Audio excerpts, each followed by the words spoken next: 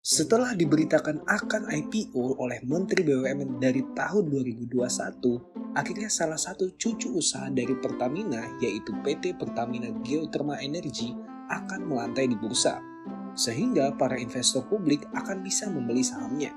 Pertamina Geothermal Energy ini memang punya bisnis yang menarik, karena usahanya adalah di bidang energi terbarukan. Seperti apakah bisnisnya ini? Apakah performa perusahaannya bagus, dan apakah sahamnya menarik untuk dibeli?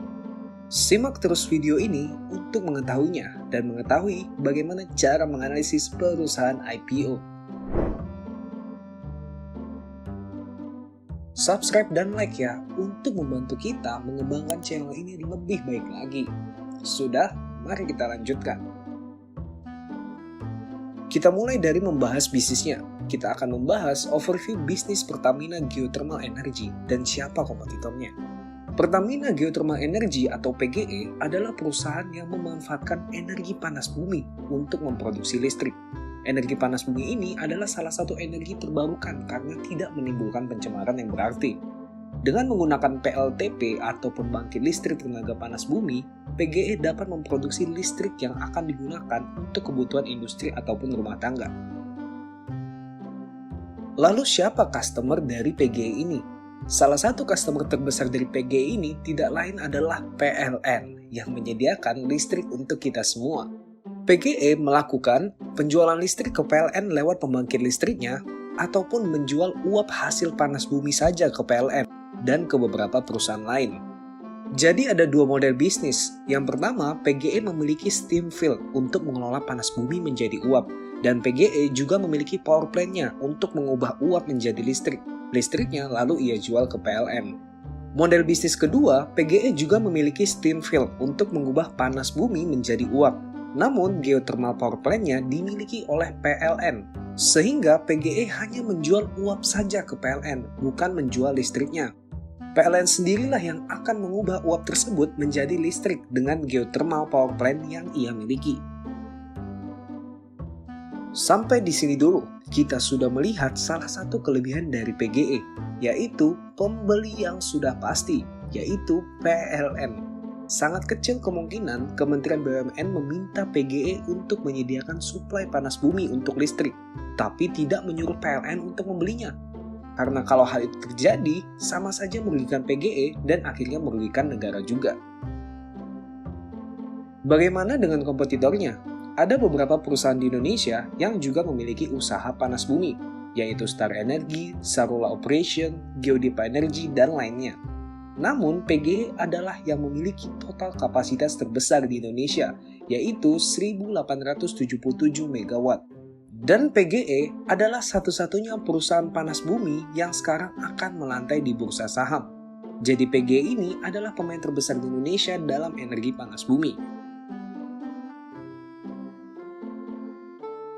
Sekarang kita akan mengecek performa finansial perusahaan ini. Pada tahun 2020, pendapatan perusahaan ini adalah 353 juta US dollar. Pada tahun 2021, 368 juta US dollar, hanya meningkat 4%. Dan pada triwulan 2 2022, pendapatan perusahaan menjadi 184 juta US dollar. Dan jika kita setahunkan, maka pendapatannya menjadi 368 juta atau tidak meningkat sama sekali dari tahun lalu. Jadi sebenarnya pendapatannya belum menaik secara signifikan pada tahun 2022. Bagaimana dengan kinerja finansial lainnya? Salah satu kinerja finansial dari perusahaan ini yang sangat bagus adalah net profit marginnya, yaitu sebesar 38%. Net profit margin 38% ini artinya jika perusahaan menghasilkan pendapatan 1 triliun, maka laba bersihnya adalah 380 miliar. Tidak banyak perusahaan di Indonesia yang bisa menghasilkan NPM sebesar 38%. Rata-rata hanya bisa menghasilkan NPM sekitar 10%. Namun walaupun memiliki NPM yang tinggi, ROE dari PGE tergolong tidak terlalu tinggi. ROE-nya hanya 8,5%, masih di bawah 10%. Sekarang, jika kita mengecek hutang dari perusahaan ini memiliki hutang yang aman. Debt to equity ratio-nya adalah 0,8, masih di bawah 1. Dengan melihat ROE, NPM, DER, dan growth pendapatan perusahaan ini, Kita bisa simpulkan kinerja finansialnya oke, namun belum terlalu spektakuler. Oke, itu adalah kinerja finansialnya sekarang. Bagaimana dengan prospek bisnisnya pada tahun-tahun mendatang? Pada IPO ini, perusahaan akan menggalang dana sekitar 9,7 triliun rupiah. 80% dari dana ini akan digunakan untuk pengembangan kapasitas energi dari wilayah kerjanya dan pengembangan kemampuan digital dan analitik. Dengan pengembangan kapasitas, berarti ada potensi penambahan penjualan. Seperti toko sepatu Nike nih, jika dia menambah cabang baru, berarti akan ada potensi penambahan pendapatan dari cabang baru tersebut. Sama halnya dengan pembangkit listrik, jika adanya penambahan baik penambahan kapasitas ataupun tambahan pembangkit listrik yang baru, maka kemungkinan besar akan ada penambahan penjualan listrik. Prospek lain dari perusahaan ini adalah rencana pemerintah Indonesia sendiri. Pada acara G20, negara-negara yang ikut termasuk Indonesia telah menyatakan komitmennya untuk mulai melakukan transisi ke energi terbarukan. Pemerintah Indonesia menargetkan penggunaan energi terbarukan mencapai 23% pada tahun 2025, dan salah satunya didukung dengan pengembangan energi terbarukan lewat penggunaan energi panas bumi ini. Kita juga tahu negara-negara maju sangat mendukung transisi energi ke energi terbarukan. Bahkan Presiden Amerika Serikat Joe Biden mengumumkan bahwa Amerika Serikat bersama pihak lainnya mau membantu untuk pendanaan transisi energi terbarukan di Indonesia. Dan menariknya, penjamin pelaksana IPO PGE ini adalah CLSA Sekuritas dan Credit Suisse Sekuritas yang asalnya dari luar negeri. Tentu saja mereka memiliki banyak investor dari luar negeri, sehingga dalam proses IPO ini, PGE akan lebih mudah menggait investor-investor asing untuk membeli sahamnya. Oke, kita sudah cek bisnis perusahaan ini, kinerja finansialnya, dan prospek bisnisnya. Sejauh ini bisa kita simpulkan, bisnisnya menarik dan akan terus berkembang. Yang kedua, kinerja finansialnya nggak wow, tapi nggak jelek juga. Dan yang ketiga, dengan prospek bisnisnya yang cukup besar, perusahaan ini menarik untuk dibeli. Namun pertanyaannya, apakah perusahaan tersebut layak dibeli pada harga yang ditawarkan pada IPO ini?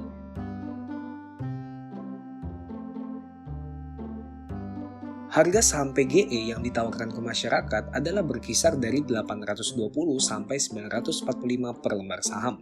Untuk menghitung valuasinya, kita langsung ambil harga tertinggi sajalah, yaitu 945 per lembar saham. Kita akan mencoba menghitung PBV perusahaan ini setelah dilaksanakannya IPO. Ekuitas atau kekayaan bersih perusahaan ini sebelum IPO adalah 1.313 juta US dollar, atau jika dirupiahkan sebesar 19,7 triliun. Total lembar saham yang akan ditawarkan ke masyarakat adalah 10,35 miliar lembar saham, dengan harga 945 per lembar saham, sehingga total tambahan dana yang akan dimiliki PGE adalah 945 dikali dengan total lembar saham yang ditawarkan, yaitu 10,35 miliar, menjadi 9,78 triliun. Oleh karena itu, total ekuitas setelah IPO adalah ekuitas sebelum IPO, yaitu 19,7 triliun, ditambah dengan tambahan dana, yaitu 9,78 triliun, menjadi 29,48 triliun. Total lembar saham PGE setelah IPO adalah 41,39 miliar. Oleh karena itu, book value per share dari PGE setelah IPO adalah ekuitas akhirnya dibagi dengan jumlah saham, yaitu 29,48 triliun dibagi dengan 41,39 menjadi Rp712 per lembar saham. Sehingga price to book value ratio dari perusahaan ini adalah harga saham dibagi dengan book value-nya menjadi 1,3. Masih berada di antara 1 sampai 1,5, sehingga valuasi perusahaan ini berdasarkan PBV masih tergolong wajar. Sekarang kita akan coba menggunakan pendekatan price to earning ratio untuk memvaluasi perusahaan ini. EPS dari perusahaan ini pada tahun 2022 yang disetahunkan adalah 54 per lembar saham. Jika kita asumsikan penambahan kapasitas dapat menumbuhkan laba perusahaan hingga 15%, maka EPS tahun selanjutnya adalah 54 dikali 115% menjadi Rp62. Oleh karena itu, PE future-nya adalah harga saham dibagi EPS-nya, yaitu 945 dibagi 62 menjadi 15,62 atau lebih besar daripada 10. Oleh karena itu, valuasinya pada harga 945 ini masih tergolong sedikit mahal. Lalu apakah perusahaan ini menarik untuk dibeli? Jika kita lihat prospek dari bisnisnya yang masih bertumbuh karena dukungan pemerintah bahkan dukungan dari luar negeri untuk transisi energi, dan juga kita melihat rencana ekspansi perusahaan lewat IPO, perusahaan ini sebenarnya cukup menarik untuk dikoleksi. Namun harganya sekarang tergolong dalam valuasi yang wajar jika kita lihat dari PBV-nya, dan sedikit mahal jika kita lihat dari price to earning ratio. Jadi jika kita membeli perusahaan ini di harga yang sekarang, kita tidak mempunyai margin of safety yang besar. Oleh karena itu, jika growth dan prospek perusahaan tidak sesuai harapan, harga sahamnya bisa jatuh dan kita bisa mengalami kerugian yang besar. Saran dari kita, jika kalian merupakan investor yang low risk, sebaiknya kalian bisa mencoba mencari saham yang lain saja. Namun jika kalian investor yang high risk, kalian bisa mencoba membeli saham ini, namun dengan jumlah yang wajar sesuai dengan portofolio kalian.